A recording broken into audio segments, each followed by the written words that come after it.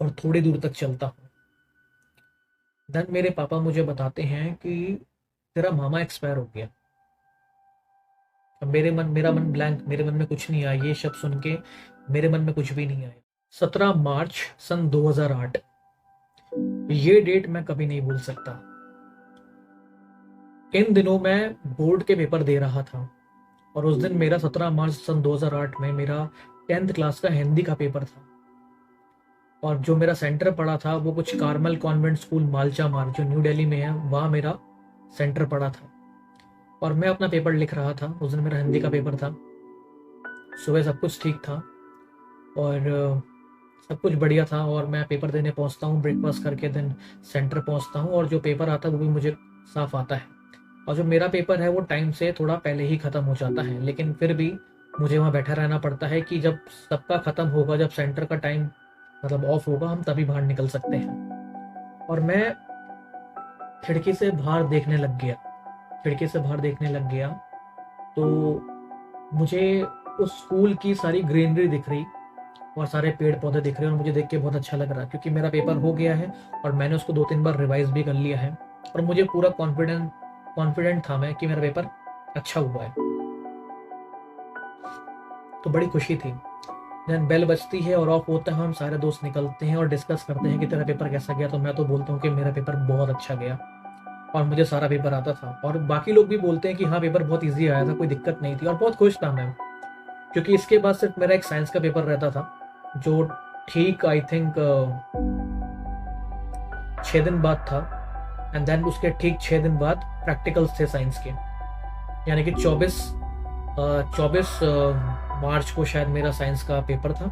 उसके बाद ठीक 6 दिन बाद देन हमारा प्रैक्टिकल था। खैर, again back to the point. तो ये बस 17 मार्च सन 2008 की। तो नमस्कार दोस्तों, आप देख रहे हो लाइव प्रोग्राम्स। मेरा नाम है भानु प्रताप सिंह। तो आखिर हुआ क्या था 17 मार्च सन 2008। तो पेपर देकर जब मैं निकलता हूँ और जब मैं रोड पे आता हूँ तो मुझे मेरे बाकी दोस्त भी मिलते हैं जिनसे मैं क्वेश्चन यही करता हूँ सेम कि पेपर कैसा गया। जब पेपर होता तो ये तो पूछते हैं कि पेपर कैसा गया। तो ऐसे ही मैं रोड पे खड़ा होता हूँ बैक साइड करके। तो मेरा एक फ्रेंड होता है, तो वो मुझे कहता है कि भानु सुन, तेरे पापा आए हैं। और मैं हैरान हो जाता हूँ क्योंकि पापा तो मुझे कभी दोपहर में लेने आए ही नहीं, क्योंकि मैं तो यहाँ से हमेशा वॉक करके घर जाता था क्योंकि मेरा घर वहां से ज्यादा दूर था नहीं। तो मैं और मेरा फ्रेंड वॉक करके हर पेपर के बाद जाते थे। तो उस दिन मैं पापा को देखकर हैरान हो गया कि यार ये मुझे क्यों लेने आए हैं। बट मेरे मन में कुछ था नहीं बात, मतलब कुछ ऐसी कुछ बात नहीं। मुझे लगा शायद आ गए होंगे लेने, शायद जल्दी छुट्टी हो गई होगी तो आ गए होंगे लेने। तो मैं सबको भाई बोलता हूँ कि चलो ठीक है, नेक्स्ट पेपर में मिलेंगे, क्योंकि मेरे दिमाग में अभी तक कुछ ऐसा था ही नहीं कि कोई ऐसी कोई बात होगी इसलिए आए हैं क्या फिर नहीं है। तो मैं स्कूटर पे बैठता हूँ पीछे और थोड़ी दूर तक चलता हूँ। देन मेरे पापा मुझे बताते हैं कि तेरा मामा एक्सपायर हो गया। अब मेरा मन ब्लैंक, मेरे मन में कुछ नहीं आया। ये शब्द सुन के मेरे मन में कुछ भी नहीं आया, कुछ भी नहीं आया। मुझे शायद ये लगा कि शायद मेरे बड़े वाले मामा एक्सपायर हो गए जो मैरिड है। बट उन्होंने बताया कि तेरे छोटे वाले मामा एक्सपायर हो गए हैं जिनकी एज आई थिंक 32 थी और वो अनमैरिड थे, यंग थे। तो मैं सुन के शॉक हो जाता हूँ। शॉक हो जाता हूँ। पूरे रास्ते भर मेरा दिमाग काम नहीं करता। इतना तो समझ में आ गया था कि घर पे माहौल बहुत अलग होगा, रोने धोने वाला माहौल होगा। और एग्जैक्टली वैसा ही था।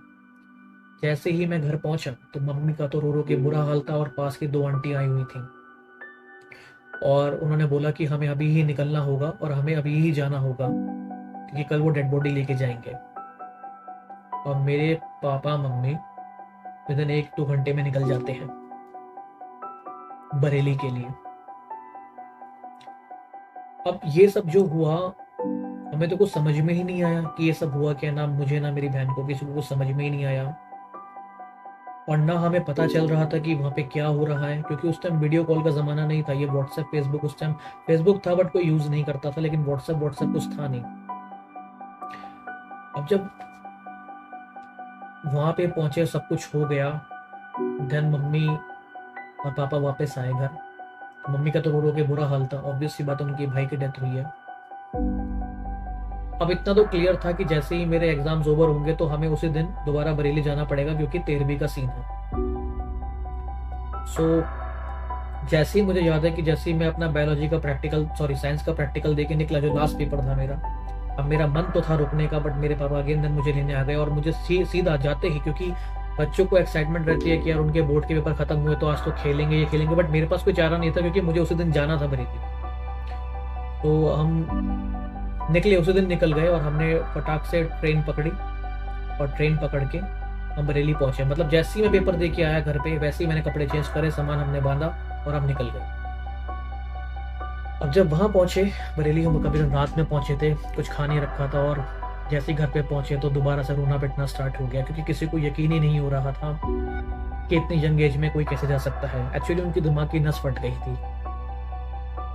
वो ड्रिंक बहुत करते थे, डिप्रेशन में थे शायद किसी बात से, हमें शायद पता नहीं चली इस बात को। अकेलापन महसूस करते थे काफी, क्योंकि घर में सिर्फ नानी और वही रहते थे, तो कोई समझ नहीं पाया शायद उन्हें। तो डिप्रेशन की वजह से वो ड्रिंक करने लग गए और एक दिन उनकी दिमाग की नस फट गई और वो मर गए। अब उनकी 13वीं वेरवी हुई, सब कुछ हुआ। तो बड़ा ही भयानक सीन था मेरे लिए, क्योंकि किसी ने कोई एक्सपेक्ट नहीं करा था कि इतनी जल्दी की एक चीज कैसे हो गई। अब उनसे पूछो जिस जिस माँ का बेटा गया उनको क्या फील हो रहा होगा, क्योंकि मुझे याद है नानी मुझे फोटोग्राफ्स दिखा रही थी उनके बचपन की, तो मुझे बड़ा अजीब लग रहा था। इसके साथ साथ जब कोई बंदा मरता है तो उसका एक क्लोजअप पोज लिया जाता है। तो गलती से मैंने देखा एक शेल्फ पे कुछ फोटोग्राफ्स रखी हुई है लिफाफे में, तो जब मैंने वो फोटोग्राफ्स देखी तो वो उन्हीं की थी, उनकी डेड बॉडी की फोटो। तो मेरी देख के हालत खराब हो गई, तो मैंने फटाक से फोटो छोड़ दी वो। खैर 13वीं वेरवी हो गई, सब कुछ हो गया, देन हम अपने घर वापस आ गए और देन धीरे धीरे चीजें हर जगह नॉर्मल होने लग गई। मतलब नानी की साइड से भी और हमारी साइड से भी एक आध महीने में सब कुछ नॉर्मल हो गया। अगेन सब लोग अपनी लाइन पे वापस आ गए।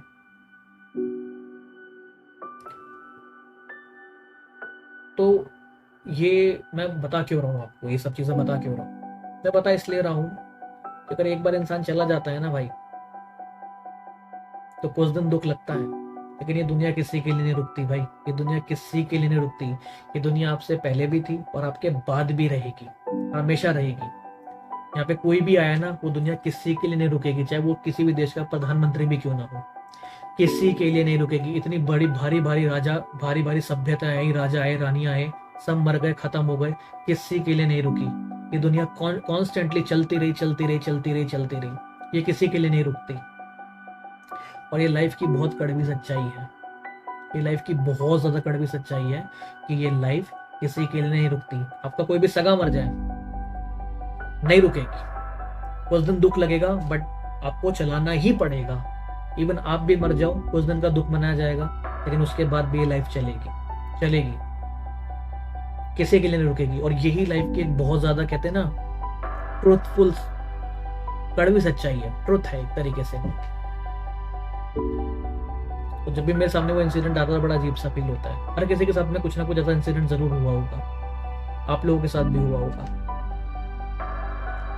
तो मैंने सिर्फ स्टोरी ये इसलिए बताई कि ये लाइफ की बहुत कड़वी सच्चाई है भाई। लाइफ ना तुम्हारे लिए रुकेगी, ना मेरे लिए रुकेगी, ना किसी और के लिए रुकेगी, किसी के लिए नहीं रुकेगी। ये हमेशा चलती जाएगी। यहाँ पे हम लोग आएंगे और जाएंगे, नहीं रुकेगी। इस बात को जितना जल्दी एक्सेप्ट कर लो उतना ज्यादा बेटर है, क्योंकि इंसान एक ऐसा प्राणी है जो ये सोचकर जीता है हमेशा कि वो कभी मरेगा नहीं, बट अंत सबका एक दिन आना है। हम अपनी लाइफ को ऐसे सोच के जीते हैं कि हम कभी नहीं मरेंगे। कभी कभार सोच लिया कि हाँ भाई हमें भी जाना है एक दिन, बट डेली के हिसाब से तो नहीं सोचते ना।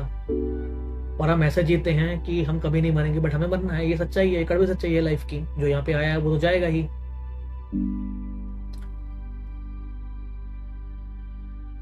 तो बस यही है, मैंने इसलिए ये रियल स्टोरी बताई कि लाइफ किसी के लिए नहीं रुकती, ना रुकेगी कभी।